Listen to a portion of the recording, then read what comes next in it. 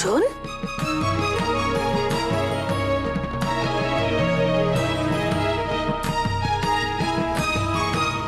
बेटिया बेटिया क्या हुआ? अम्मा, क्या हुआ बचवा? अम्मा, हम हार गए, नहीं सब खत्म हो गए। अरे क्या हुआ हमको बताओ। बूंद बूंद से सागर तो भर सका था अम्मा, लेकिन पत्थर निचोड़े से पानी ना मिला था। तो क्या पता है गुड्डू जी आज।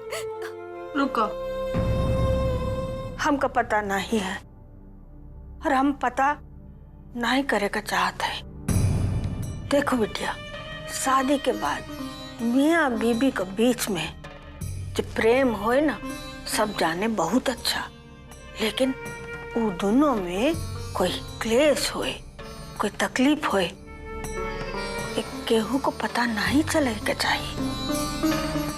तुम दोनों गिरे पड़ो और एक दूसरे का चोट पे मरहम लगाओ, यही जिंदगी है। अब बिटिया, तुम्हारी जिंदगी गुडुआ के साथ है। तुम दोनों अपन जो समस्या है ना, मिल के सुलझाओ। तो क्या कैसे समझाई अम्मा? सुलझे वाला समस्या ना हा। हम तो रास्ता के आखिरी पड़ाव पर आगे नहीं हा। ये लो, अरे तुम्हारी जिंदगी अभी शुरू ही नहीं हुई है और तुम कहा तो क्या आखिरी पड़ाव पे। अरे बिटिया, ये तो जानत हो ना कि गाड़ी एक पहिया से नहीं चलत है, हा? जो तुम्हारी जिंदगी चल रही है, इसका मतलब कि दो पहिया पे चल रही। देखा बिटिया, जौन तकलीफ है ना, खुदा ही दूर करो। काहे के जो तकलीफ होए उसका कोनो न कोनो जड़ तो होई है।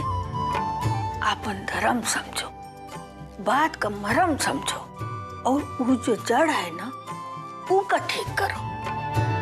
फिर देखियो सब ठीक हो जाई है।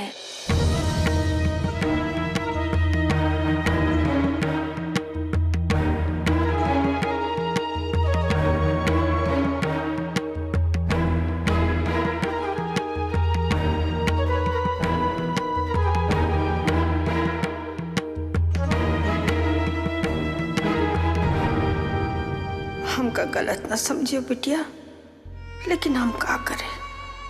हम चाहते कि तुम अब हमरा सहारा न करो।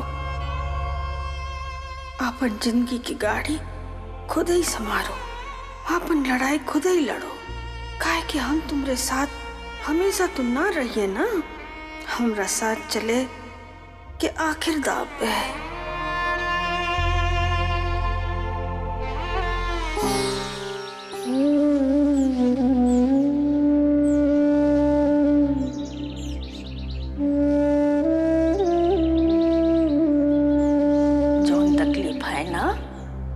खुदा ही दूर करो। काहे के जो तकलीफ होए उसका कोनो न कोनो जड़ तो होई है, और वो जो जड़ है ना, वो का ठीक करो। फिर देखियो सब ठीक हो जाई है।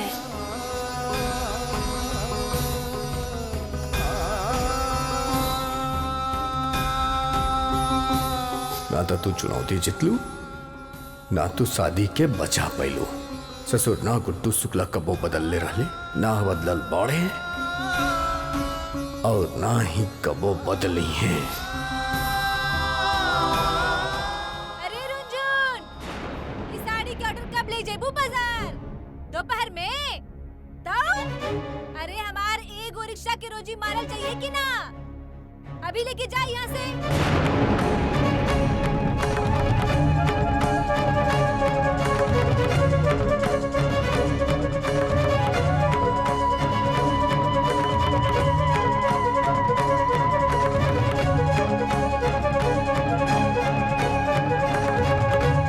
बिटिया कितना काम करेलू? एगो बात पूछी बिटिया, बुरा तो ना मनबू? हाँ काका, पूछी ना। अरे बिटिया, मामा मामी के जुल्म बहुत सहलू तू। घर के काम करल कोनो जुल्म थोड़ी ला होखेला काका। वैसे भी मामा मामी हमके अपना मानत है ना, तबे तो इतना सारा जिम्मेदारी देवत है। जे दिन तो हर शादी गुडवा से भइल ना, हमके अच्छा ना लागल। तू तो पत्थर के सोना बना देलू बिटिया। और तू लोग के जोड़ी आज राधा किशन के जोड़ी हो गई हा। काका सब आपके आशीर्वाद है।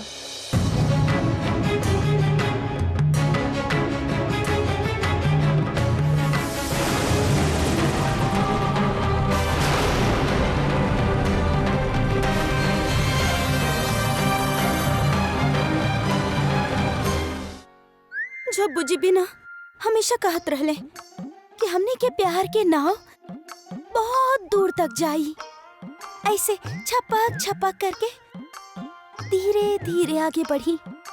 लेकिन ई का ना जब बुझी दिखाई दे रहले और ना उनकर वो प्यार के नाव। हम ऐसा करतानी, हम ही पता लगावतानी। हाँ ये ठीक रही। अरे देवी, हाँ अरे हाँ, ए तरह टकरा ताड़ू, ऐसा लगा था रात भर सुतलू ना। आय हाय देवी, अरे कोना ख्याल में खोल बाड़ू। अब मम्मी वो हम रुंझुन के ढूंढत रहनी। आपके पता बा रुंझुन कहाँ बिया? आय हाय देवी, इतना देखे के फुर्सत मिली तो का हम वो बोझा रानी के ही देखा? हमरा पास कोनो और काम नहीं के का? और वैसे भी हमरा के मंदिर जाए के तैयारी करे के बाकी ना। मंदिर? आप मंदिर जा रहल बानी? आय हाय देवी, तू चलबू का अपन दुल्हा राजा के देखे? चल। अरे तोहार ब्याह के शुभ दिन तय करे जा रहल बड़े पांडे जी। हाय हाय, अरे ऐसे तो देखा, ई तो देखा हमार बिटिया के गोरा गोरा गाल कैसे लाल हो गइल बा। पगली।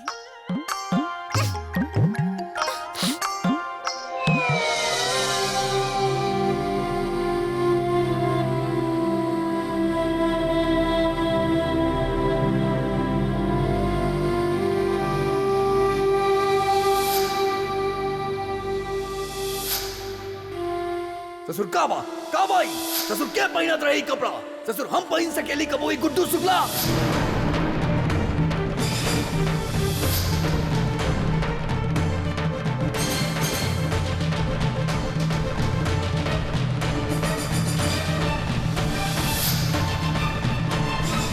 धर्मपत्नी,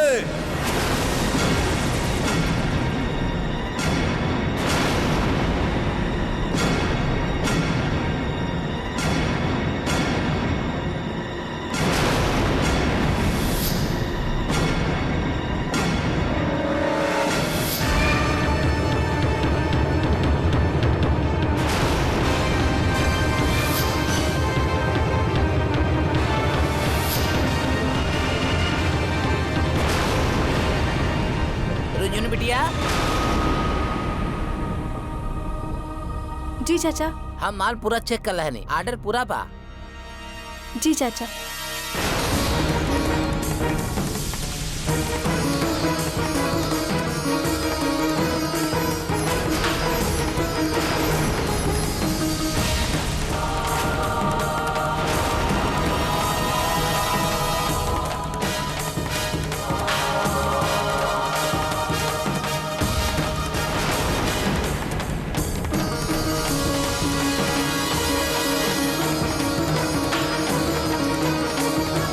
बहुत खतरनाक एक्सीडेंट भइल बा।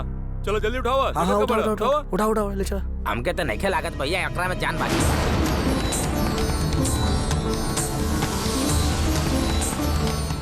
ये इतना भीड़ काहे लागल है यहाँ? उठाओ जल्दी उठाओ। ले चला।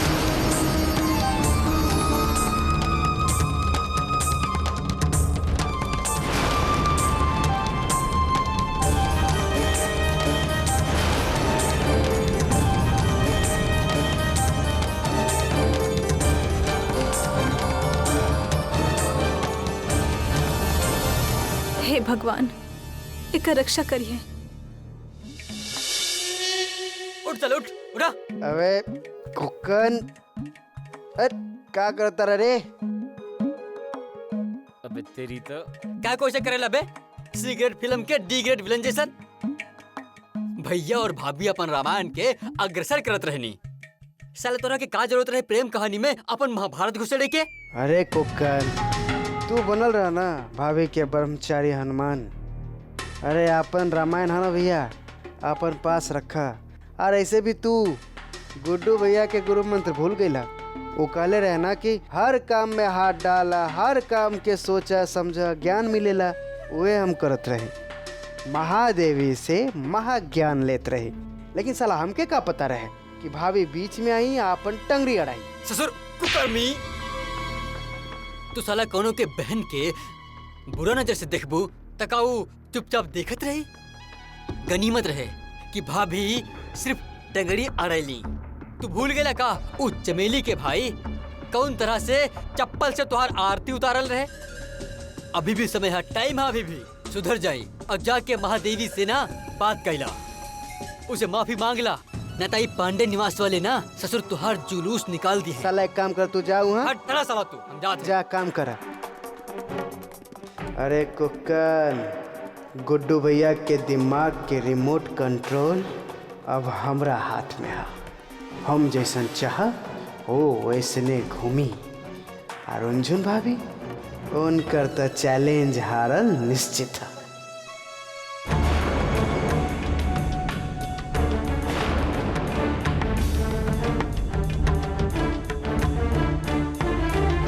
जब्बू जी जाई, हमरा के आपसे बात नहीं के करे के। अरे तो मत कर ना, हम साला कौन तोहरा से विनती करले, आवा हमरा से बात कर। जब्बू जी आप इतना पत्थर दिल कैसे हो सकेले? आपके पता बा हम आपके ना कितना बार फोन लगावे की कोशिश कईनी, लेकिन आप बड़ी की हमार फोन उठावे ले ही ना। पता बा जब्बू जी, मम्मी पापा ना हमार शादी तय कर देले। अच्छा चली जाके ना हमने मम्मी पापा के बता देता नहीं कि आप और हम एक दूसरे से बहुत प्यार करेनी और हमनी के ता जन्म जन्मांतर के साथ बा। फिर देखिए हाँ कि वो भी हमनी के कबो भी अलग ना कर पाई। हाँ लेकिन अगर वो हमने के बात ना मान लेता तो हमने घर से भाग जाई। अबे चुप चुप चुप। रहल बात हमार शादी के, जन्म जन्म के साथ के, तो तोरा जैसन लड़की के 2 घंटा झेलल मुश्किल है।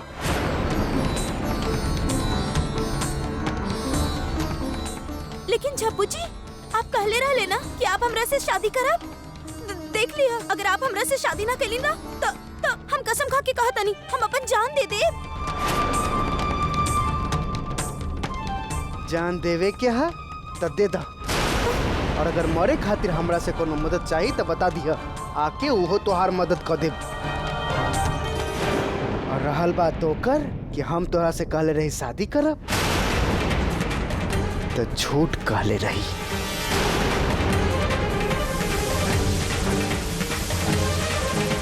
तोहार जैसन लड़की के जेकरा सिर्फ हम एक बार रात के अकेले में खंडर में बुलेली और तू भागे चलेलू, ऐसा चरित्रहीन लड़की के साथ शादी करके हम अपन जिंदगी खराब करब।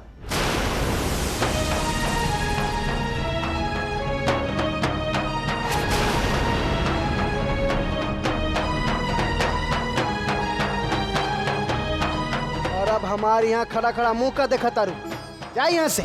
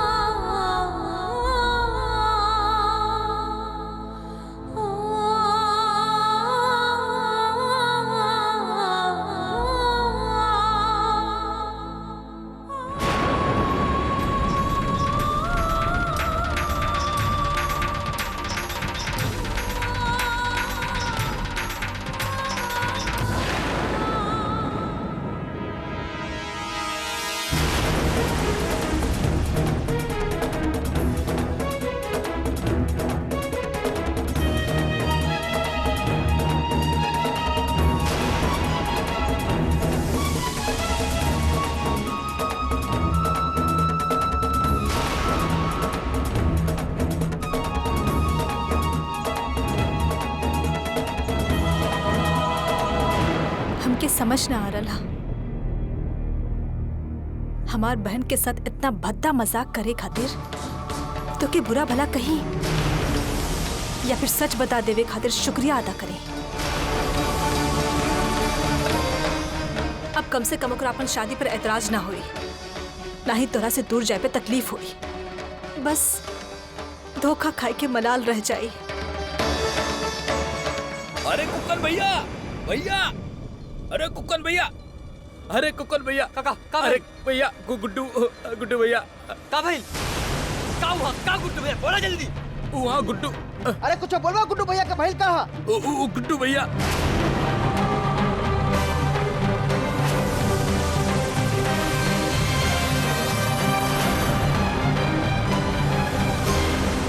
अबे हीरोइन तो उड़न पड़ी हो गई बिया, हमेशा फुदकत रहेली, कभी ऐजा तो कभी ऐजा। प्रधानमंत्री के जैसा ना हमेशा दौरा पर रहेली। हाँ, और घर के तो कोनो चिंता ही नहीं है। आवे दो ओकरा के हाथ पैर तोड़ के बराबर ना कर देनी ना, तो हमार बाप भी कलसन के ग्राम प्रधान नहीं थे। अरे ओ कलसन के कैची कहाँ बारू रे? अबे विष्णु पाड़, अबे आज तू इतना जल्दी कैसे आ गई अबे? अबे सब केस सुलझा देला का कचहरी में? ज्यादा ना आराम करे के लक्षण ना पाला, बता देता नहीं तहरा के, नहीं तो तू ना दाना चुगत फिर यहाँ गली गली में। अरे ओ मुजली, साला सकल त तमीजदार ना है, कम से कम बोल तला तमीज से। साला गाली त तमीज से दिल करा। साला इतना बड़ खबर के साला मजा खराब हो गई। हाय हाय विष्णु भाई साहब, अरे अरे गुस्सावा नहीं। अरे ई तो बतावा कि खबर का बा? अरे हमार पांडे जी तारा की खबर देले हुई है, अपन देवी के शादी के तारीख पक्का हो गई ना? कौन तारीख पक्का भइल बा? अरे मिठो भाभी, वो खबर ना है। अरे महादेवी के शादी तो हुए जाई। अरे ई ओकरा से भी बड़ खबर है। अरे विष्णु भैया, महादेवी के शादी से भी बड़का खबर है। अरे बताई ना, बतावत काहे नहीं के आई? देखी ना विष्णु भैया, हमार दिल के धड़कन कैसे तेज हो जा रहा है। ऐसा लग रहा जैसे रिक्शा के टायर में केहू हवा भरत जा रहा है। गुडुआ ना गुडुआ, हाँ आपन गुड्डू शुक्ला हाँ। गईल। आय हाय, दिन हो गई लोग का।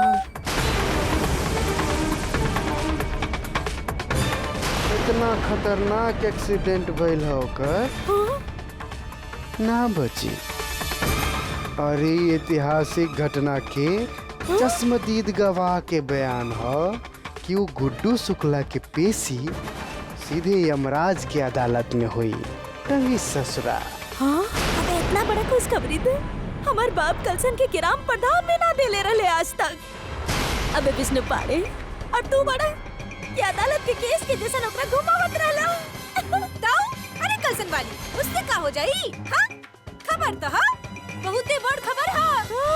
बस अब ई समझा कि हमार बंटू जी के पीला पीला दांत और हमार रिक्शा के पंक्चर होवे के रिक्श सब खत्म।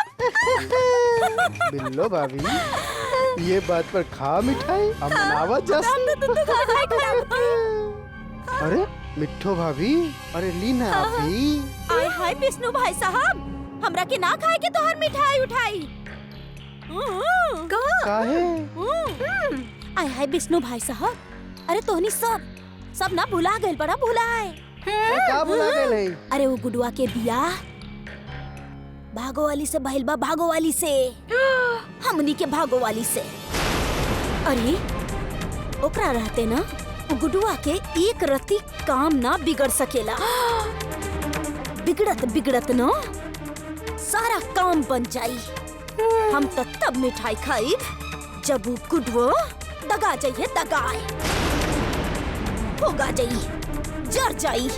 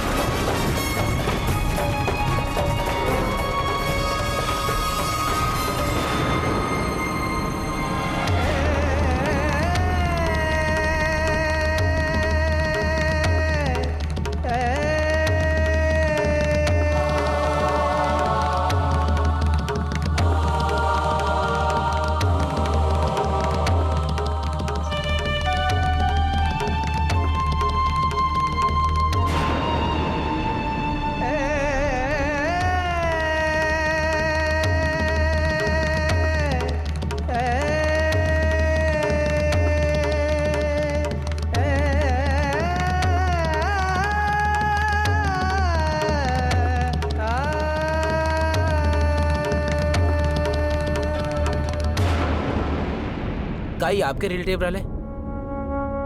हाँ जी। आई एम सॉरी, हमने कोशिश करनी जा लेकिन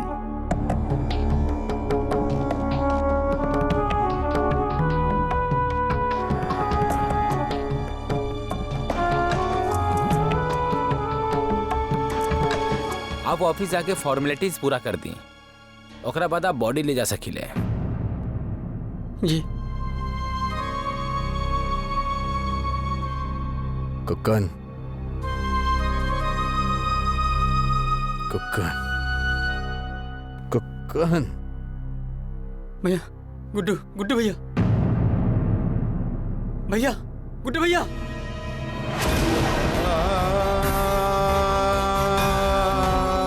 कुक्कन,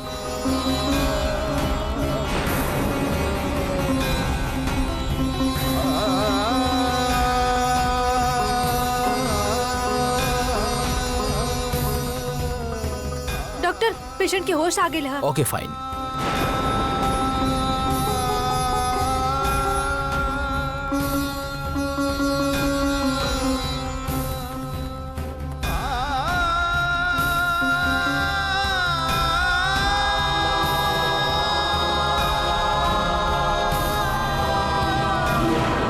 एक्सक्यूज मी, आप लोग इनके रिश्तेदार हैं? जी। ओह, आई एम रियली सॉरी।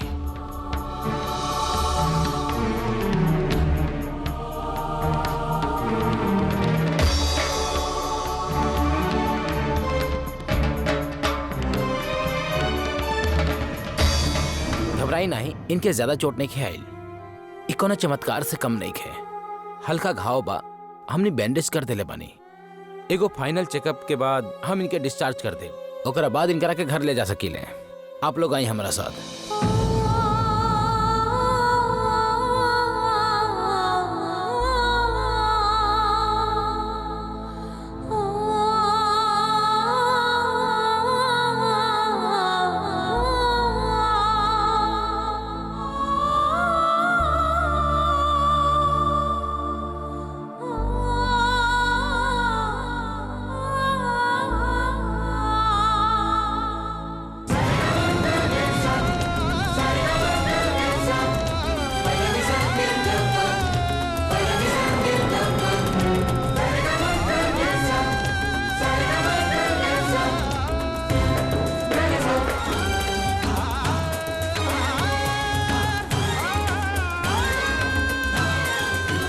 तो जानत हो ना, गाड़ी एक पहिया से नहीं चलत है।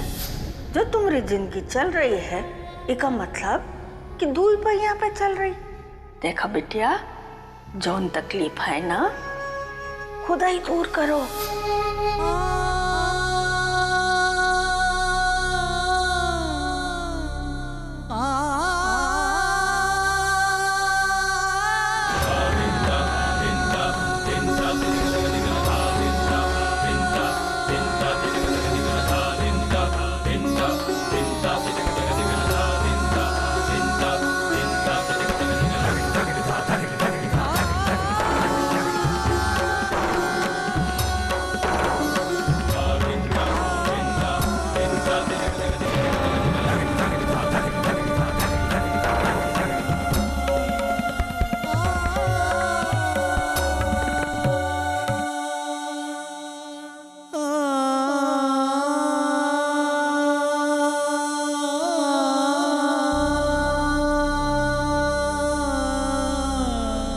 पीले रहनी तो मोटरसाइकिल चलावे के का जरूरत रहे।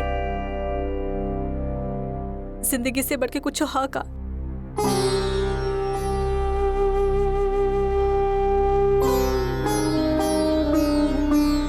कुक्कन, कुक्कन,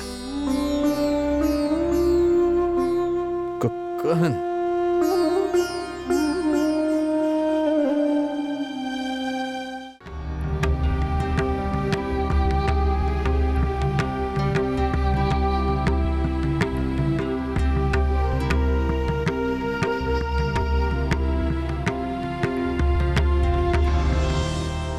चलिए भैया।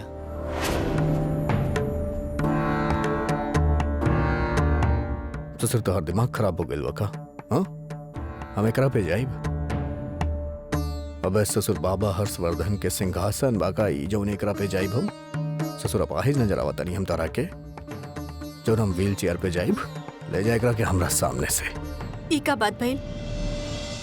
व्हील चेयर पर बैठे से क्यों अपाहिज हो जाला का? आपकी आदत है हर बात के तोले के। 2-3 दिन के बाद था, फिर तो आप खुद ही चले लग जाइब। कुकन इनसे कह दे कि हमसे बात ना करें। हम किनकरा से बात ना करे के बाद। अब भैया हमारे ख्याल से भाभी ठीक ही कह रहा है। कहा ना आपके घुटना भी सही ना भइल है और जब डॉक्टर जोड़ तोड़ कैले हैं अगर ज्यादा चढ़बा उतरबा तो सब बाहर आ जाई। और आप तो जानते हैं भैया 3 दिन की बीमारी 30 दिन के महायुद्ध हो जाई। फिर क्या करबा? अबे तुम्हारी बात मान भी ले तो ससुर सीढ़ी कैसे चढ़ब बताओ? हम अम्मा से बात कर लेनी है, आप उनकर कमरा में ठहरब। हम कहनी एक बार भी कि हम पांडे निवास में रह।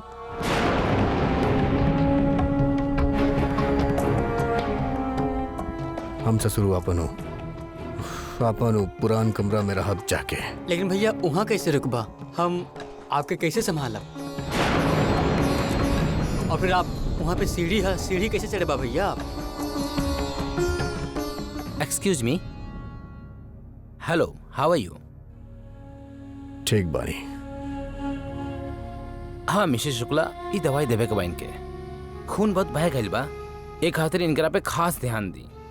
अभी 3-4 दिन चले फिरे के कोशिश ना करस तो अच्छा है। जी डॉक्टर साहब, हम ख्याल रखब। Take care. अरे लेकिन हमारी बात तो सुनत जा यार। भैया लेकिन छोड़ी और अभी हमारे साथ चली।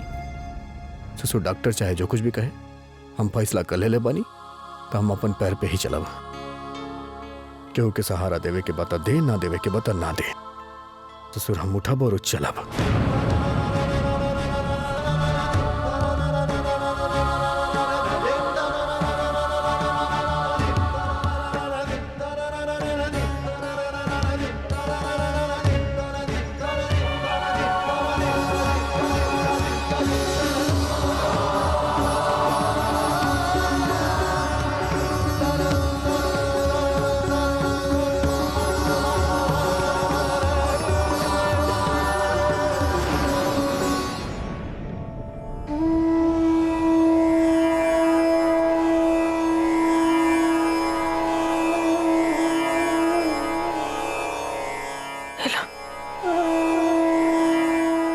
भगवान का कृपा है, बड़ी विपत्ति से बचाई ली।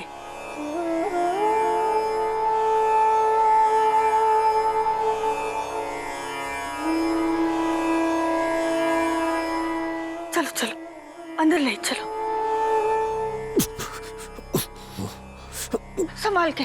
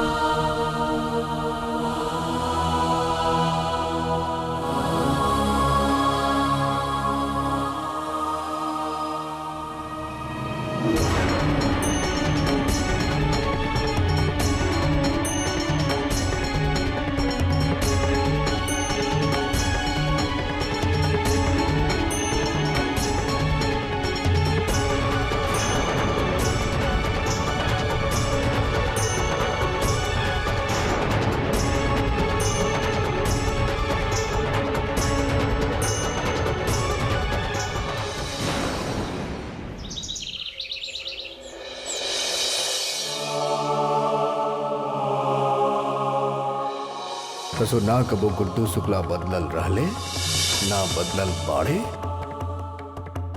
और ना ही बदली हैं।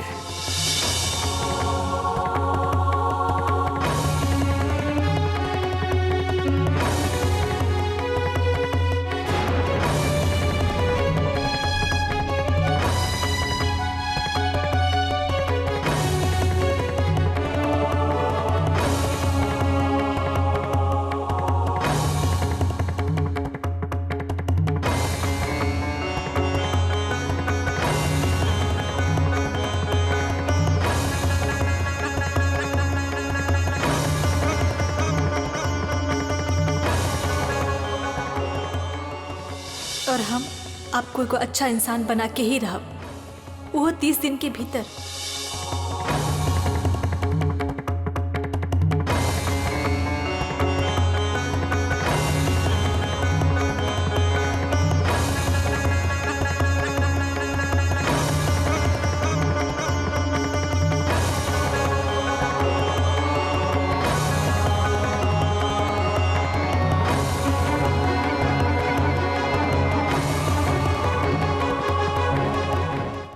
अरे भैया देखिए, हम ली भैया। फल लेके आए हैं आपके खातिर, ताजा ताजा। जब जी भैया। खाना खिलाओ। जी।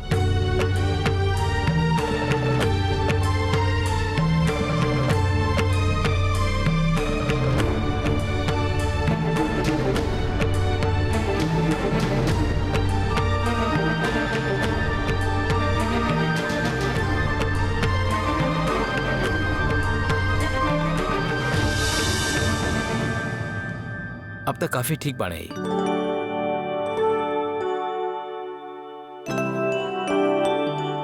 ये तो कोनो चमत्कार से कम नहीं खे, बस दवाई देत रहा। और हाँ, तनी चला फिरा करी, एकरा से आपके एक्सरसाइज भी होत रही। और आप बहुत अच्छा से ध्यान रख ले बानी इनके। बस थोड़ा दिन और, फिर ये अच्छा से चले फिरे लगे हैं। चलिए हम आपको छोड़ देते हैं।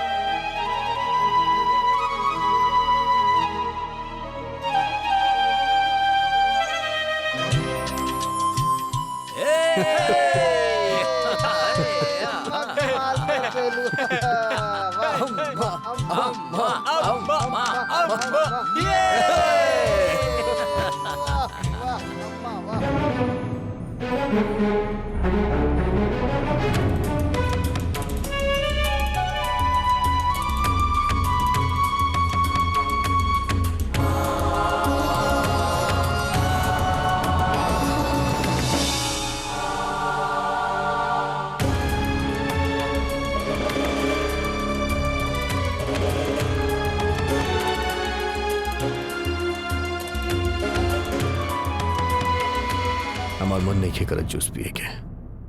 ले जाए एकरा के।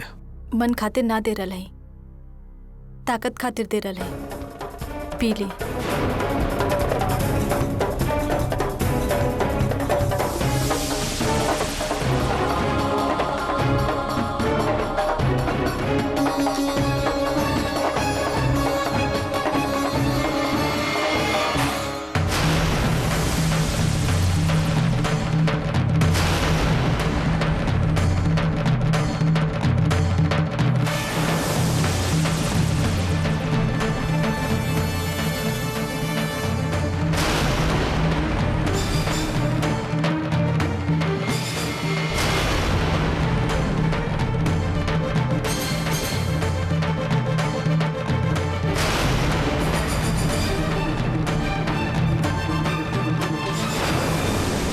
नंगे पाँव मत चले। कांच के टुकड़ा अगर रह गल हुई तब चुभ जाइत।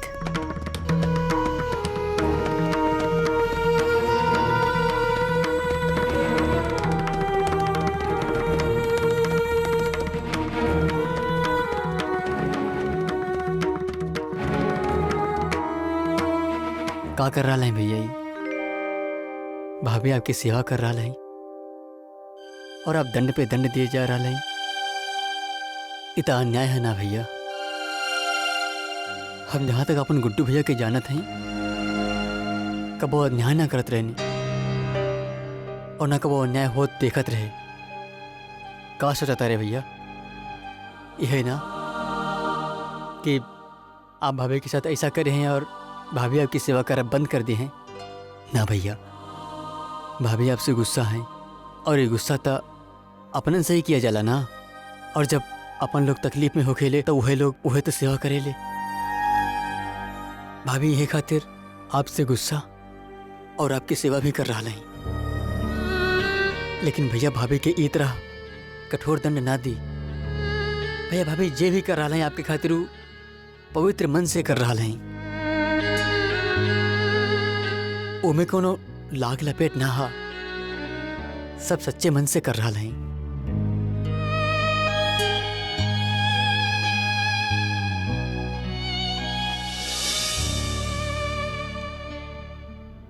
कुकन भैया,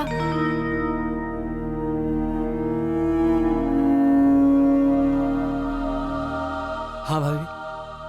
आप ना होइत तो हम पता नहीं सब कैसे करती। आप बहुत मदद कैले हैं। गुड्डू भैया हमारा खातिर का ना कहनी, इतना तो उनकर खातिर हम कहीं करे के ही रहे। लेकिन भाभी आप जो उनके खातिर कहनी वो बहुत बड़ बात बा।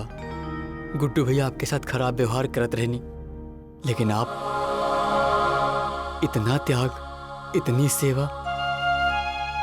भाभी हमके पता है कि वो दिन रात वाली घटना के बाद आप बहुत चिंतित, बहुत परेशान बाड़ी। दारू पी के बेहुदा लड़की लोग के साथ नाच गाना करत रहे। लेकिन एगो बात कही भाभी, कभी कभी उल्टा हो जाला। जो हम देखे ली ना वो सही ना हो खेला। भाभी भैया ऊपर से जितना सख्त दिखे ले ना, अंदर से उतना ही नरम है, एकदम नारियल जैसन। अच्छा अब हम चलते हैं भाभी।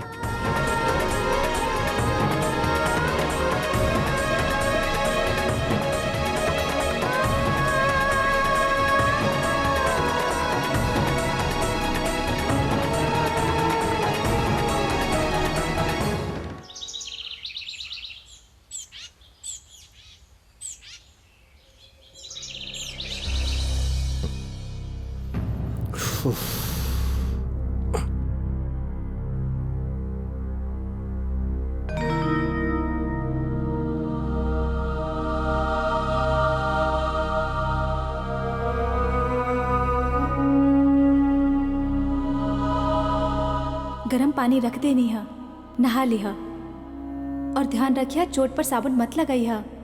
डॉक्टर मना कैले हैं। और कुछ चाहिए होगी तो बता दी है।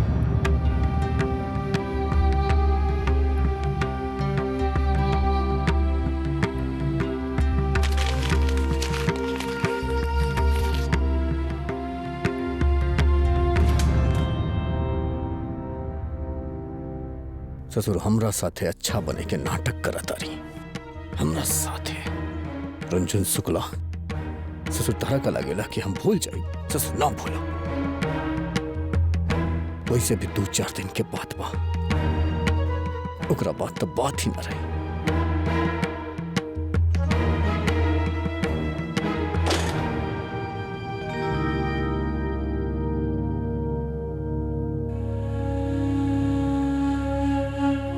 नया वाला कपड़ा तो कोनो हो ही ना, सभी जला के स्वाहा कर देले हैं। अब हम धी का पहने खातिर इनकरा के।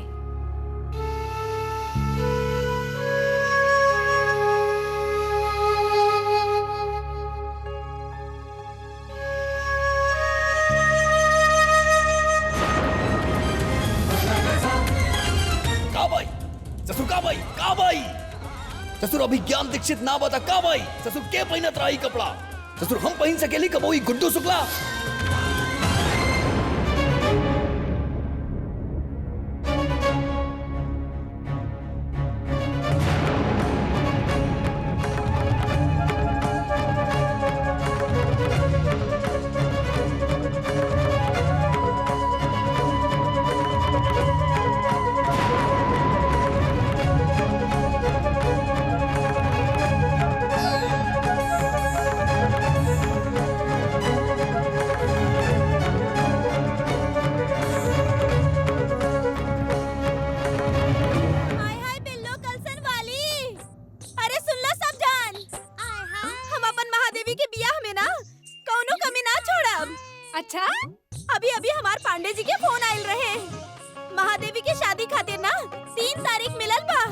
अरे 3, 13 और 23 हमरा की तो एकदम में पेट मालूम पड़ रहा बा।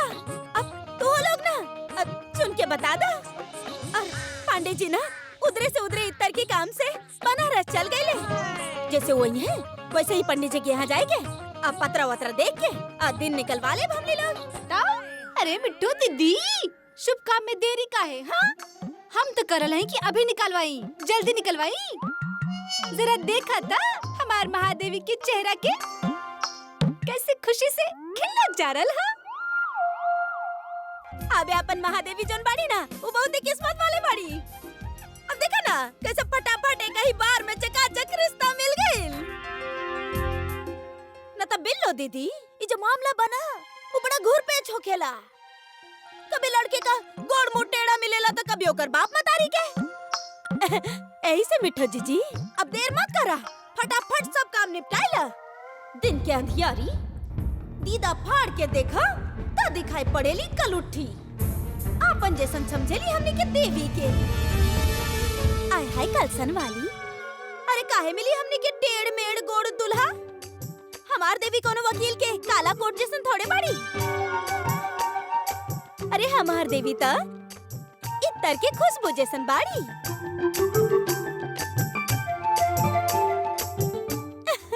देखा कैसे शर्मा के चल गई बाड़ी।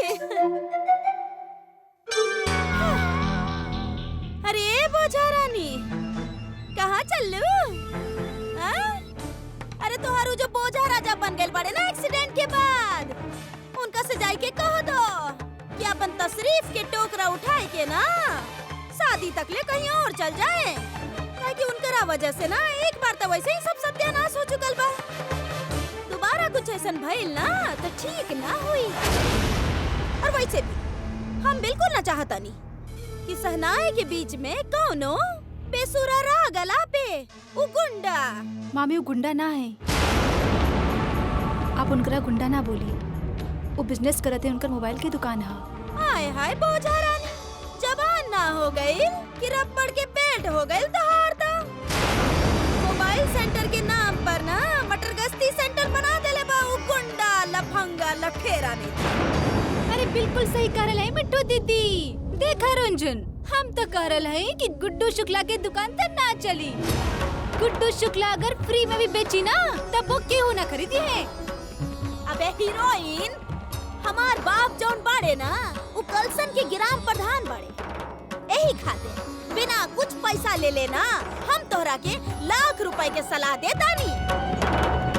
ताला के दुकान पे जाके ना एगो बड़ा सा ताला खरीद के ले आवा और ओकरा के ना वो गुडुआ के दुकान पे मार दो और चाबी के गंगा जी में डुबाई दो। बस सब घाटा के धंधा खत्म। और फिर ना अपने आप वो गुडुआ फायदा के धंधा में लग जाइए। तो 4 दिन हम अस्पताल में का गुजार लेनी। सबके जबान बहुत ज्यादा चलत बा। अरे औकात में रहा, अपन औकात में, न तो हम याद दिला देब तोर औकात का बा। ससुर का कहत रहलू तू? ससुर ताला लगा देई हम। ससुर हम मोबाइल सेंटर चला के दिखाई। हम चलाई मोबाइल सेंटर। और गुड्डू शुक्ला जो एक बार ठान लेवे ना वो करके दिखावे ले। देखिया तू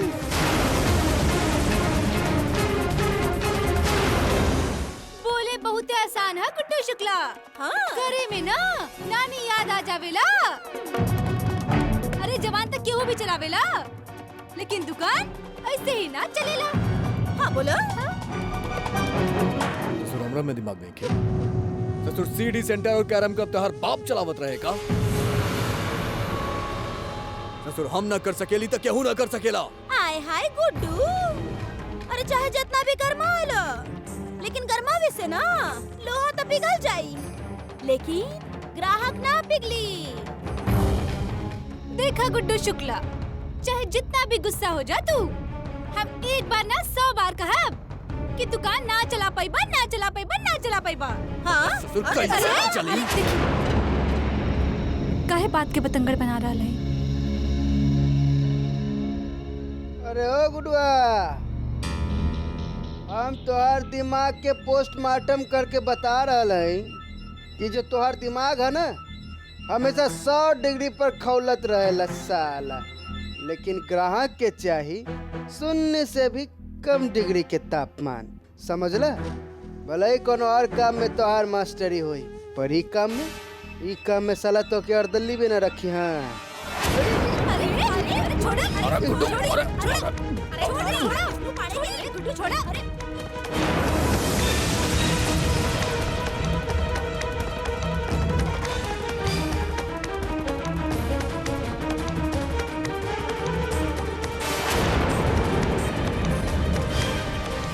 ससुर हम भी देखा तानी कि के कर जमानत जब्त करी, और हम ससुर मोबाइल सेंटर चलाइब ना दौड़ाइब।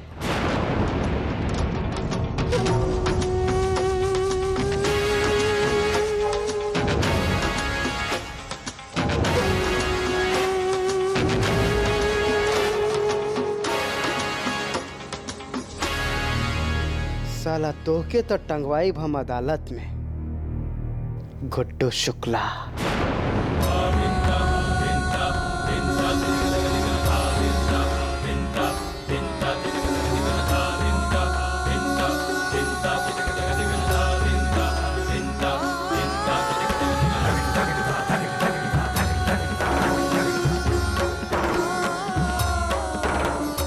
भगवान तोहार लाख लाख शुक्र है, गुड्डू जी वापस आके फिर से दुकान खोले के बात कर रहा है, वरना हम तो सारा उम्मीद छोड़ चुकल रहनी।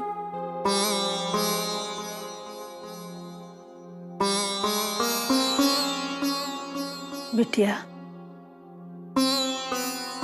अम्मा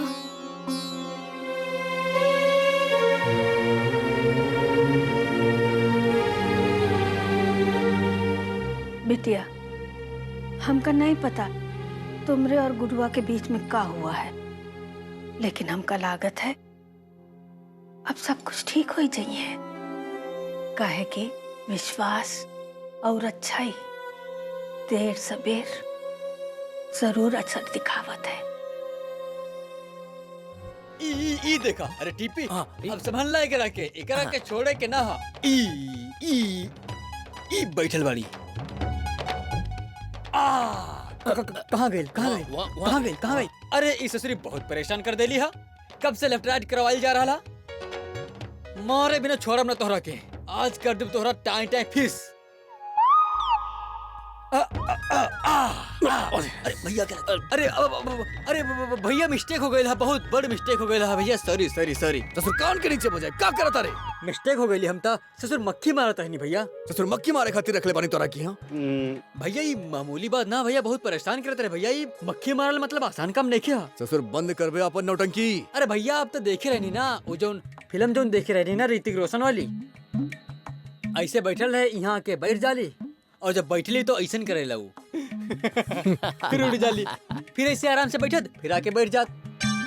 बहुत परेशान कहीं भैया, ऋतिक रोशन के परेशान कर देली। तो हम तो भैया हम कहाँ हैं भैया, ऋतिक रोशन। ठीक बात, चल। अच्छा एक काम कर, प्रवचन बंद कर, पहले ही बताओ कितना भाई सवेरे। अरे भैया बात कर रहा लो, 15-16 तो अइले हुई है ना। इतना तो 15-16 अइले। 16 आ गइले। तो ठीक बा, माल वाल बिकल दोनों, बिक्री भेल के नाम। अरे भैया बेवकूफ समझ लेनी का आप। अरे साला मक्खी कैसे काम कर दिया। अबे बेटा हम कस्टमर के बात करता नहीं, ग्राहक के बात करता नहीं। हम मक्खी के बात नहीं किया करत, ग्राहक अइले कि ना अइले, हम मक्खी के बात नहीं किया करत। अरे ऐसे भैया आए लेनी, 2-4 लोग आए लेनी ऐसे तो मोबाइल देखत रहे, मोबाइल पकड़ला, ओकर फंक्शन और फीचर बहुत कायदे से देखला। हम सोचली साला ई दू मोबाइल ली दोनों कान खातिर, लेकिन भैल का भैया लास्ट में ई साला जे है ना वैसे रखला यहीं पे, और साला चलत बना हेडफोन तक ना खरीदला। चलो एक काम करा, ससुर अभी जाओ और अभी के अभी 10 लोग के लेके आओ और मोबाइल सेंटर के अंदर घुसावा। लेके आओ तो भैया, ठीक है आप टेंशन ना चलो जल्दी लेके आओ। मिनटन के काम सेकंडन में चला भाई, चला था ग्राहक लेके आवल जाए। अबे कहाँ जात बारा 380 के स्पीड में? अबे तुहार बस की बात ना हा, हम जाते थे नहीं ग्राहक लावे, समझला? अब तू जाओ ऐसे बस करा, फिर हम बात करते थोड़ा से। ए सुना केकरा बस के बात हा, केकरा बस के बात ना, वो हम उहे तय कर ले। चला हम चला तू भी चला। रुको,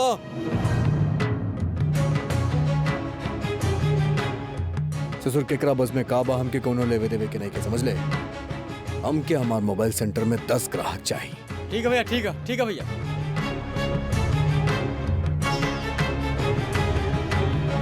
आय हाय बिल्लो, कलसन वाली हम तो कह रहल बानी ना कि बोझा रानी के इतना काम दे द कि ओकर कचूमर निकल जाए। सही कह रहल बाड़ू। अबे आ गईली हीरोइन। अबे हीरोइन, अबे कहाँ रहलू इतना देर तक? बैठे बैठे तू तो बाढ़ गइल होइबू। अबे कितना इंच बढ़ गइलू तनी देखी तो। अबे चला जल्दी से चल के ना हमार जौन कटोरा बर्तन बा उ फटाफट चमका दो। अरे उहे रुक जा। का रंजन, कलसन वाली के काम के बाद का करबू तू? हाँ, इला चादर और धो दिया एकरा। और सुना, बाहर हमार रिक्शा खड़ा है, ओकरा भी धो दिया। और रिक्शा के बगल के डब्बा में ना गिरीस रखल है, गिरीस रिक्शा के चेन में लगा दिया। हाय हाय पांडे जी, अरे कितना अच्छा खबर सुनेले बानी आप। हाय हाय देवी। हाँ? अरे देवी, अरे जल्दी से तैयार हो जा। अरे एकदम लिपस्टिक पाउडर लगा के चकाचक हो जा। अरे बाहर जाए के बा। अबे इतना जल्दी में कहाँ जा रहल बाड़ू मिठो जी? अरे कहा बाना कलसन वाली कि अभी अभी हमारे पांडे जी के फोन आयल रहे। वो बतावत रहले कि वो महादेवी के जन होके वाला दूल्हा बाना, ओकर बड़ भाई हमने के महादेवी से मिले जाएला रेस्टोरेंट में। वो जाने चाहेला कि देवी बियाह खातिर राजी बिया की ना, फिर वो दूल्हा के घर में काहे ना बुला लेता रुआ बिल्लो जी। अरे वो गुड्डू गोंडा ओकरे वजह से पता नहीं के तारा के। जब दूल्हा पहली बार आयल रहे घर में तो कितना बवाल भइल रहे, काका कांड भइल रहे। ऐसे पांडे जी साफ साफ कह देले बानी कि घर में बुलावे की कोनो जरूरत नहीं है। देवी के लेके जा और बाहर कोनो रेस्टोरेंट में ले जाके मिलाए दो। तब तो ना मिठो जी तू एकदम में सही बाड़ू। हाँ अरे बिल्लो, अगर तू देवी के साथ चल तू तो बड़ा अच्छा रहा। तो हम अभी चलत है दीदी। अरे मिठो जी हाँ? अरे हम सब जानतानी कि तू दोनों जना ना हमार बेइज्जती करावे चाहताड़ू आपस में पार्टी मनाए के। बाकी मिठो जी अरे हमरा के ना ज्यादा रेस्टोरेंट के धांस मत दिखावा ना, तो अपन बाप से कह के ना।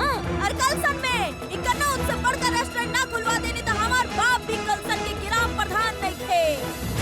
अरे मिठो जी हमार कलसन के बेइज्जती करावे के खातिर ना तू मिठो जी के साथ पकड़ ले लू हमार रिक्शा वाली के साथ। अरे ओ कलसन वाली का बोले जा रहल हो तू? हाँ, अरे हमार रिक्शा चलत हो तो हम तो हर तरह झूठ मूठ कितना बोलत है ना कि कलसन के गेहूं चावल, कलसन के गेहूं चावल। और पता ना का बोलत रहेली।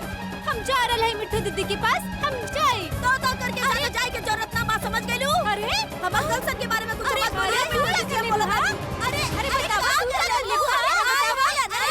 अरे कलसन वाली बिल्लो शांत हो जा।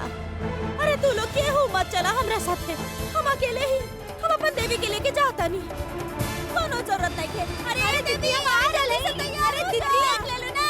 अरे मुंह मत देना तो रेस्टोरेंट में जाए वाली रेस्टोरेंट में जाइए। हट बच्चा भारी है, तकलीफ साला तो लाइन में खड़ा हो जाओ। हाँ लाइन में हाँ चला लाइन में खड़ा रहा लाइन में। हाँ भैया देखिए भैया, आप हमारा से कह रहे नहीं 10 आदमी लावे खातिर, हम 20 आदमी का पूरा फौज लेके आ गई। क्या बात है, बहुत बढ़िया। भैया आप कहा था कि हर्षवर्धन के शहर में राजा जैसन रहा और कोनो काम में जो है कोनो चीज की कमी ना होके के चाहिए, ज्यादा हो जाए तो चली। बहुत बढ़िया, हमके गर्व तो रहा पे, बहुत बढ़िया, शाबाश। हाँ लेकिन एक बात तो बतावा। हाँ। अबे कहाँ से पकड़ के लेके आइल बड़े लाइन या बस अड्डा से? अरे भैया राशन के दुकान में कुछ लोग खड़ा रहे, हम उनसे कहने की राशन वासन बाद में खरीदिया, पहले चला मोबाइल खरीद ला। चला एक काम कर जाबे, प्रोग्राम चालू करी। हाँ एक काम करा, यहाँ मोटा ताजा दिख रहा है, एकरा से शुरू बोलो बेटा का चाहिए? आधा किलो साबूदाना और पाव किलो चूरा दे दी, तनिक पतला वाला दे। अबे ससुर तो कान के नीचे बजाओ ससुर के कान के नीचे। अबे तोरा साबूदाना की दुकान लगाता ही। अबे इतना बड़ा गुड्डू शुक्ला मोबाइल गैलरी लिखल बा, तोरा नजर नहीं आवत? अबे यहाँ मोबाइल बेचल जला ही कोनो बढ़िया के दुकान बा का? जौन साबुन और चूड़ा मंगता रे राशन ले बजा तोरा नहीं मारत काहे बड़ा? पता नहीं कैसे ससुर औरत जैसे कहा रो रहा, देखा था इकर। अरे का कर रहे हैं आप लोग? ऐसे पेश आ जाला लोगन के साथ? ऐसे सामान बेचल जाला? ससुर हमके सामान बेचल सिखावल जा रहा बा, हमके समझावा। क्या ससुर हम तो दिन में ऐसे 10-20-50 लोग के खरीद के बेच देवे ले चौराहा पे। हाँ। अबे तुम समझावा, खड़े होके मुंह मत देखकर समझावा कि हमारा इलाका में कूदे ना फालतू में। कोनो भी समझाई ना। हाँ अच्छा सब चुप रहा और आप लोगन की जो मर्जी हुई आप लोग वो करब। कोनो ग्राहक ना आई। एक बार मार्केट में नाम खराब हो जाला ना तो बनाए ना बना था। देखिए हम आप लोगन से माफी मांगत है, गलत फहमी हो गई इन लोगन के। आप लोग जाएं।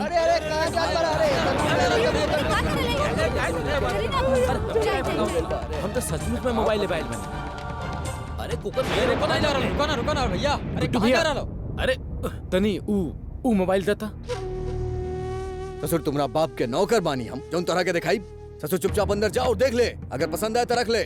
और पैसा दे दिए ससुर, जो MRP लिखल हुई पैसा दे दिए। देखी क्या कहा तनी।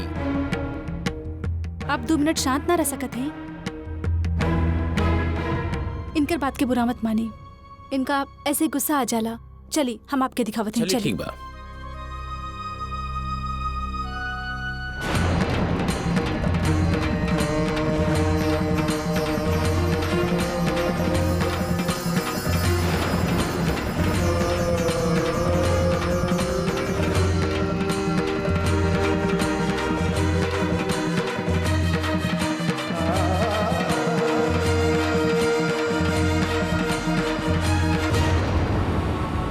कितना के बा? ई 4050 के। ठीक बता, आप एकरे के पैक कर दी।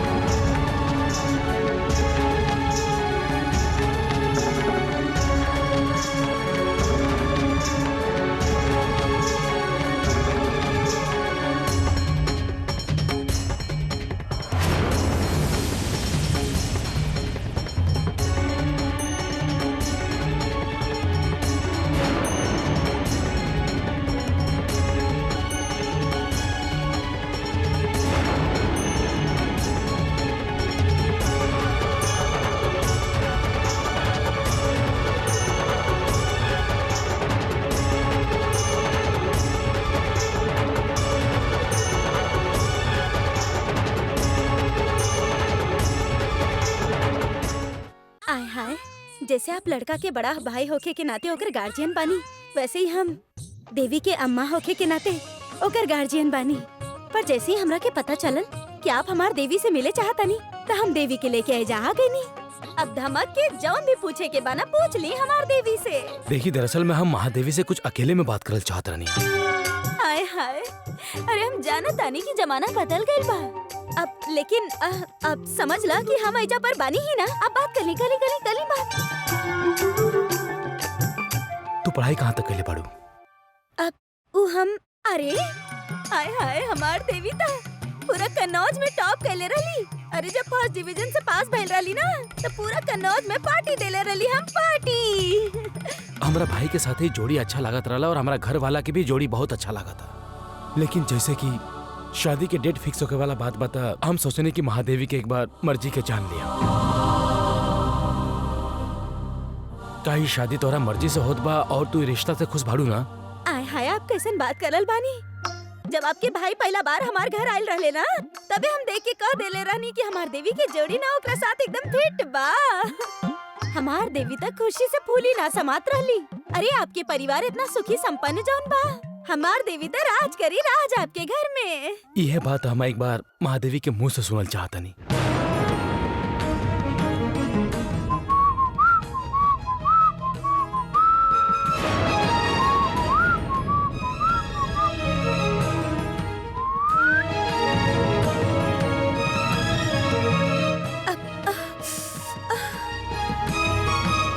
दरअसल हमार सर में बहुत दर्द हो रहा बा और मन भी खराब सा हो रहा बा। अभी आवतनी। हाँ,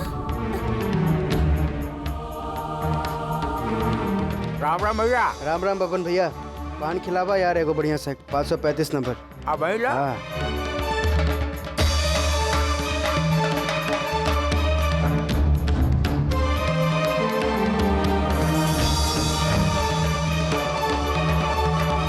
अरे चप्पू जी, आप यहाँ? आप हमार पीछा कर रहल बानी ना? अरे तोका का लगेला हम बिल्कुल खाली फुर्सत आदमी हई, हाँ जे दिन भर तोरा आगे पीछे घूमत रही। अरे भैया ये रास्ता से गुजरत रही, बब्बन भैया का दुकान दिखाई देलस तो सोचली पान खा ली, पान खाए चल आईली। हम सब समझे नी।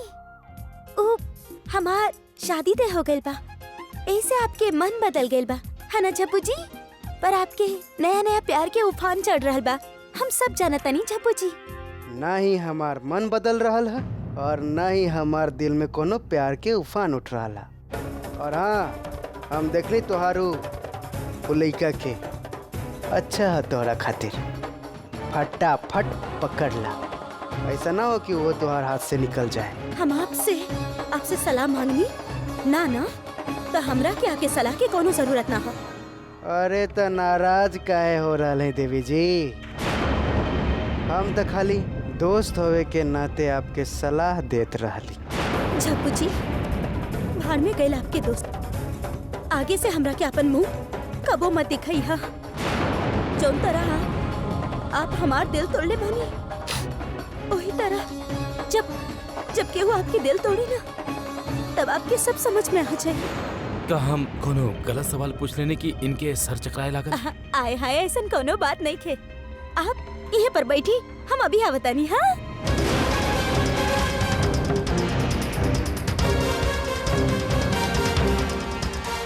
कहाँ गईली?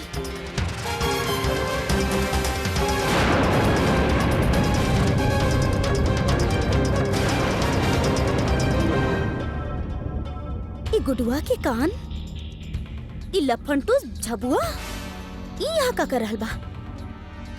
अरे देवी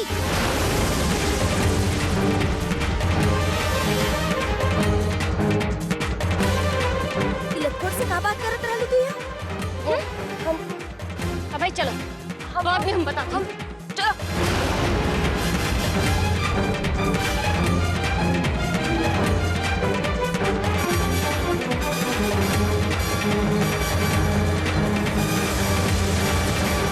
आए में बहुत देरी कर देलू, कोनो जरूरी काम रहेगा? आए हाय कुछ हो ना।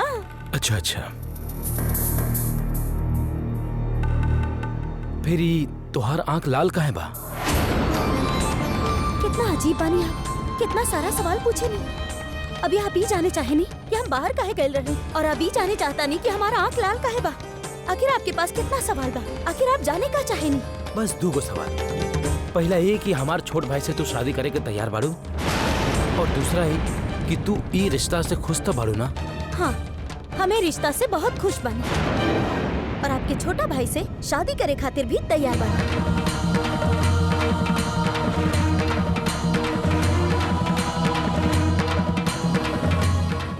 चाचा हमारे हिसाब से आपके खातिर ई वाला मोबाइल अच्छा रही। हाँ खोल के दिखा दा। जी ई देखी, ए में ना फीचर्स बहुत अच्छा है, और आपके जितना भी जरूरत हुई उस समय ही काम आई। इमे एगो कैमरा भी है और वॉइस रिकॉर्डर भी है। वॉइस रिकॉर्डर मतलब ये आपके आवाज के भी रिकॉर्ड कर सकत है, और इमे एगो और फीचर्स भी है। इमे आप अंग्रेजी के साथ साथ हिंदी भी लिख सकत हैं। एक कीमत का है? कीमत वैसे तो 3,500 रुपया है, लेकिन हम लोग ऑफर पर 3,000 रुपया में दे रहे हैं। तो ठीक बा, पैक कर दे चले। जी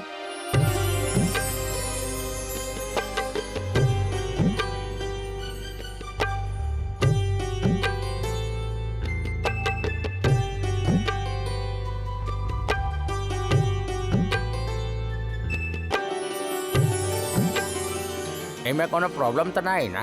बिल्कुल, आप बेफिक्र होके हमने के फोन कर दे। हम बिल में नंबर लिख देनी है। ठीक है, नमस्ते चाचा जी। का बात है भाभी? हाँ मान गई नी, एक दिन में 3 दिन मोबाइल। भाभी आज कोनो जादू सीख के आइल हो? कुकन भैया कोनो जादू ना है, कोनो राज की बात ना है, बस अच्छा से बात करे के चाहिए। ये तो सबके पसंद आवेला ना। हमारा अम्मा कहलन ला तो शुरू हो गए सवेरे सवेरे अम्मा पुराण, धर्म पत्नी रुंझुन देवी जी के जबानी। का भाई बोलत काहे नहीं खूब बोला भैया, मनबू थोड़ो ना बिना बोल ले। सुनाओ भैया अम्मा पुराण सुनाओ। अम्मा कहली कि अच्छा बिजनेस खातिर 2 नियम है, 2 मंत्र है। पहला मंत्र है मीठा बोली, ग्राहक के साथ प्यार से बात करा, अच्छा से बात करा। वो जरूर दोबारा आए। का बात बा बड़ा कुकान, का बात बा। सही उपदेश देवेली लड़की, सही उपदेश, बिल्कुल हाँ एकदम। बोला भैया, अम्मा जी के दूसर तीसर मंत्र सब बोला, हम भी तो सुनी तो नहीं अच्छे से। हमार अम्मा के दोसर मंत्र है विनम्र व्यवहार। विनम्र व्यवहार मतलब अच्छा से बात करा। विनम्रता से व्यवहार करबा तो वो आपके दुकान पर सिर्फ खुद ही ना आई बल्कि बहुत सारा लोगन के लेके आई। दुकान बड़ा अच्छा व्यवहार सुन ले और समझ ले अच्छे से, बेटा सीख ले। ससुर तब हमरा माल बिकी ना तब बिकी ना, सीख ले बेटा अच्छे से। सुना भैया, अच्छा व्यवहार कैसे हो खेला। हाँ, सही कहा था आप। अभी बताई ना बताई, हम ऐसे नहीं बैठे रहे, कम से कम दिन भर में एक मोबाइल तो बेचब। बताई ना भाभी, बताई। जरूर बताई हम, लेकिन हमारे को शर्त था। अबे ससुर तोहार शर्त खत्म ही ना हो खेला। का ससुर बचपन में कुट्टी मिलने के खेल ना खेले बाड़ू जो ना भी खेलबू। बोला शर्त, बोला भैया बोला, बिना बोले तो काम चली ना, बोला। हाँ बताई बताई बताई बताई।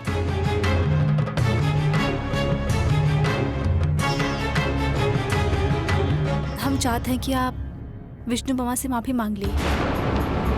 हमके पता है वो जौन तरीका से आपसे बात के लिए वो ठीक ना रहे, लेकिन कहीं ना कहीं गलती आपकी भी हो। यही खातिर माफी मांग ली। हट साला। ससुर तहार मामा मामी से हम माफी मांगब, ससुर टटपूजा मामा मामी से, ससुर झूठा मक्कार बाड़े हम ना मांगब उ लोग से माफी। हम ससुर अच्छा से समझता नहीं, तू ससुर गुड्डू शुक्ला के झुकावे चाहता उ लोग के सामने। हम ना झुकब कोनो भी हालत में, हम सर कटा लेब लेकिन ना झुकब उ लोग के सामने।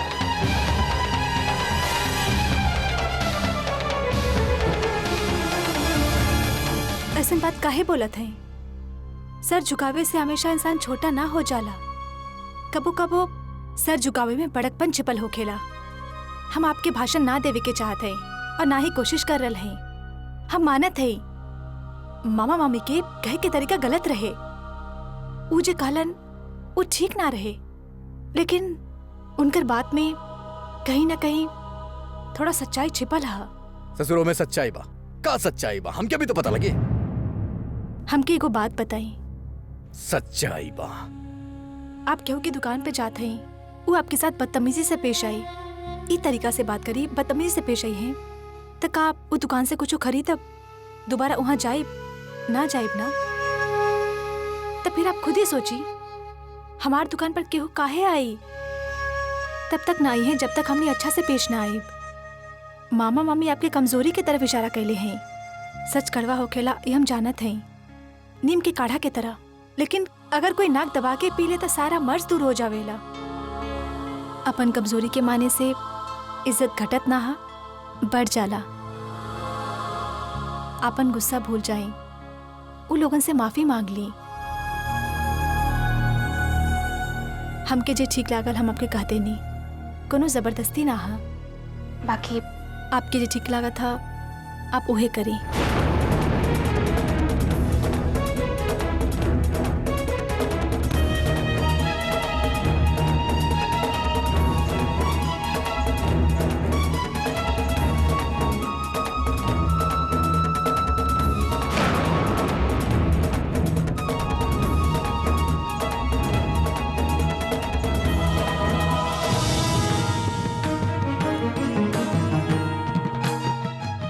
देवी, आज तो हर रिश्ता पक्का हो गई। हमार जिंदगी की सारा मुश्किल खत्म हो गई। आज तो हम बहुत ही खुश बानी। आय है देवी, सुना, ई जौन मिठाई के डब्बा ले ले बाड़ू ना, ऊपर वाला डब्बा, वो सस्ता वाला बा, जाते ही दे दिया घर में। कलसन वाली चाची और बिल्लो चाची के हाथ में थमा दिया। और नीचे वाला जौन डब्बा बा ना, वो महंगा वाला बा, वो अपने खातिर ले ले बानी हम। देवी का भइल? तब से हम बोले ही जा रहल बानी और तू चुपाइल बाड़ू एकदम। मम्मी वो हम आय हाय, हम तो एकदम में भूला गई। उल्लू हाड़ा झबुआ ओकरा से का बात करत रहलू? झब्बू जी के साथ हम का बात करत रहनी? हम मोबाइल सेंटर के बारे में पूछताछ करत रहनी बस। आय हाय, अगर तोहरा से मोबाइल सेंटर के बारे में पूछताछ करत रहे तो तोहरा के और कोनो जगह ना मिलल रहे? तनको बुद्धि नहीं खे तोहरा पास? तो सुनो, ई जौन लुच्चा लपंगा के संगत में रहबू ना, तो दुनिया में हमनी के नाक कट जाई और फिर पांडे जी ना तोहर गर्दन काट के गाड़ दी है। अगर वो लड़का वाला लोग देख ले तहरा के तब का होखत 10,000 सवाल पूछत। हमार इतर के कारखाना खत्म हो जाए, लेकिन ओकर बदबू वाला सवाल ना खत्म होखत। तोरा के ना मालूम ना, अगर एक बार बदनामी हो गई ना तो कानपुर से लेके हरदोई तक कहीं रिश्ता तय ना हो पाई।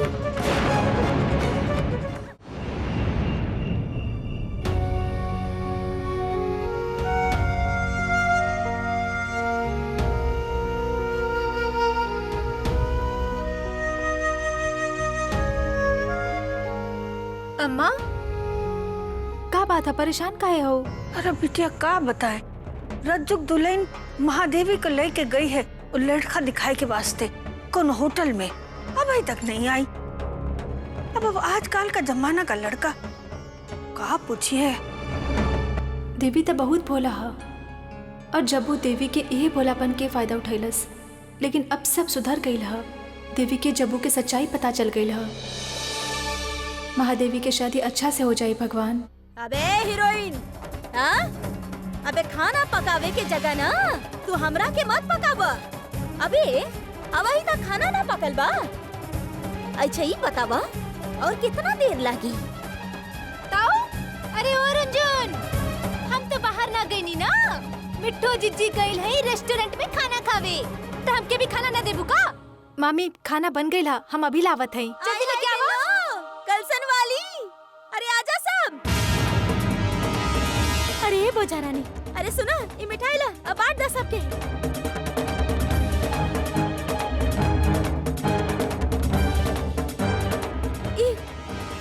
अरे बोझा रानी ये पकड़ा और जाए के सबके मुंह मुठा करा दा। हाय हाय अम्मा का बताई, अरे लड़का का भाई तो बहुत ही अच्छा बा। अपन महादेवी से बड़ा प्यार से पूछत रहे कि शादी खातिर राजी बिया की ना। तब महादेवी का कहलन? हाय हाय बोझा रानी, अरे ऐसे काहे पूछ रहल बाड़ू? तू तो ऐसन कह रहल बाड़ू जैसे हमार देवी ना कह देती। अरे हमार बिटिया तो अपन माँ बाप के खुशी में ही खुश रहेली। इतर के जैसन पवित्र खुशबूदार बोली में सर झुका के कह देली। हाँ। अरे वाह रज्जुक दुल्हन, ये तो बहुत ही अच्छी खबर सुनाई। रुंझुन, हम खीर बनाए रहे ना महादेवी खातिर, ले आओ बेटा। लावत है अम्मा। मुंह मीठा करा, आओ बिटिया आओ। अरे वाह, हमारी पोतन तो बहुत ही अच्छी खबर लाई। ये तो बहुत ही अच्छी बात है। बैठो बैठो बैठो, अरे जल्दी लाओ। अरे कलसन वाली, अरे बंटुक दुल्हन, आओ ना जल्दी। आय हाय अम्मा, अरे बोझा रानी, तू अपन हाथ से ही हमार महादेवी के खीर खिलाई देना, ओकर भी भाग जग जाई।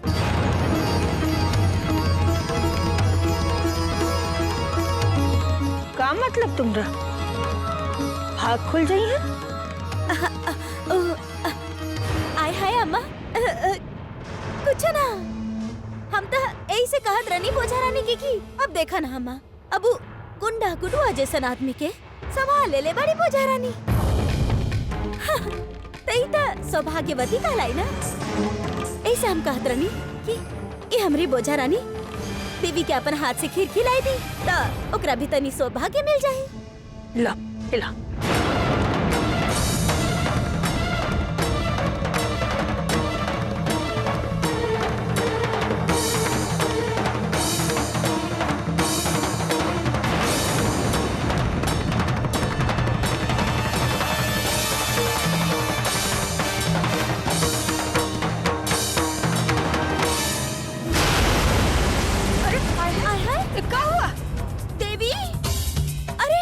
देवी देखा, बाहर होटल में जाके खाए पी के ये होता है। अरे सब रंग रोगन मिला के सड़ा खाना देते। शादी ब्याह के टाइम पे ऐसा हो तो फजीहत हो गई है।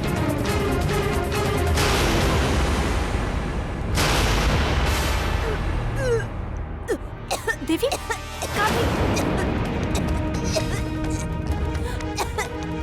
का भाई रेस्टोरेंट में कुछ मसाले वाला खा ले रहलू का? सिर्फ कोल्ड ड्रिंक पी ले रही हमार जी बहुत। अबे हीरोइन,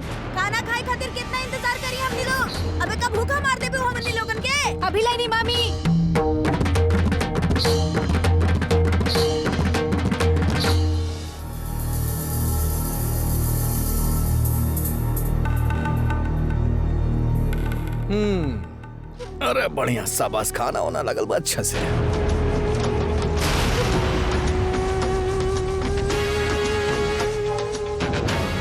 चलो भैया, अरे खाना होना लगाओ, हमरा खाते हैं।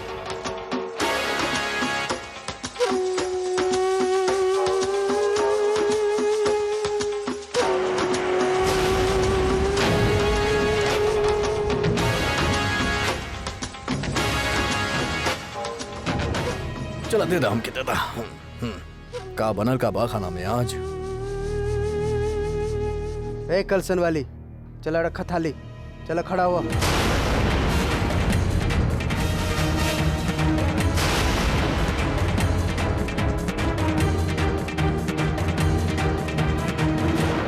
अरे मामा, खाना तो खा के जाए आप लोग, बीच में काहे उठ रहा है? अबे खाना खाए खातिर ना हम फिर से अपन बेइज्जती ना करवाई भेरोई।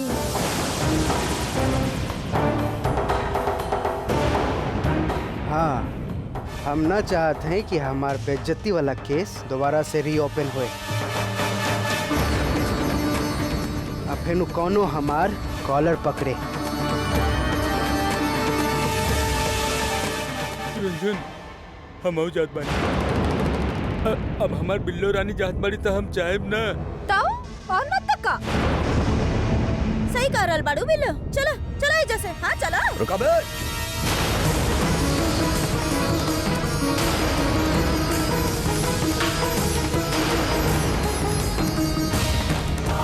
तो हमरा आवते ही सब खिसके लगले। खाना खैले बगैर केहू ना जाई यहाँ से। ससुर सुनाई दियाल कि ना दियाल? देखा गुड्डू, छुइया मत हमके, दूर से बात करा, वरना अभी 2 मिनट में पुलिस बुलवा ले, गिरफ्तार करवा दे तो के। और हमार बाप भी जोन बाड़े ना, उ कलसन के ग्राम प्रधान बाड़े। अगर हमने लोगन के ना एक खरोच भी लगी ना तो दुनाली निकल जाई। अबे ससुर चुप। अबे हम यहाँ माफी मांगे खातिर आइल बानी, यहाँ सर पे चढ़ के तांडव करा तारे सबके साथ।